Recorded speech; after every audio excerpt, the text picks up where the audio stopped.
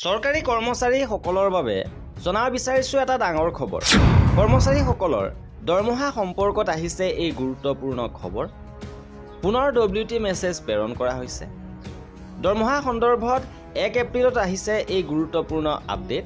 অসম চৰকাৰৰ বিত্ত বাজেট বিভাগৰ পৰা জাৰি কৰা জাননী মতে 26-27 বিত্তীয় বৰ্ষৰ প্ৰথম 4 মাহৰ 1/4/2024 পৰা 31/7/2024 vote on account budget Assam বিধানসভাত গৃহীত হৈছে আৰু সংশ্লিষ্ট এপ্ৰপ্ৰিয়েশ্যন এক্ট জাৰি কৰা হৈছে। ভোট অন একাউণ্ট বাজেটখন মাইনৰ হেড পৰ্যায়লৈ প্ৰস্তুত কৰা হৈছে। আনহাতে ট্ৰেজাৰীৰ পৰা ধন আহৰণ ছাব ডিটেইল হেড পৰ্যায়ত কৰিব পাৰিব।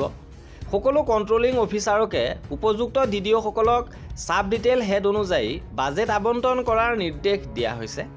সকলো ছিনিয়ৰ ছেক্ৰেটেৰী আৰু বিভাগীয় প্ৰধানক বাজেটৰ বিস্তাৰিত জাননী অধ্যয়ন কৰি তাৰ যথাযথ প্ৰচাৰ আৰু মান্যতা নিশ্চিত কৰিবলৈ অনুৰোধ জনোৱা হৈছে। জাৰি কৰিছে জয়ন্ত নাৰ্লিকাৰ IAS কমিশ্যনাৰ আৰু সচিব বিত্ত বিভাগ অসমৰ পৰা। আৰু এয়া আছিল এই ভিডিঅ'টোত। কৰ্মচাৰীসকলৰ সকলো খবৰ পাই থাকিবৰ বাবে আমাৰ চেনেলটো ছাবস্ক্ৰাইব কৰি ৰাখিব। ভিডিঅ'টো শেষৰলৈকে চোৱাৰ বাবে বহুত ধন্যবাদ।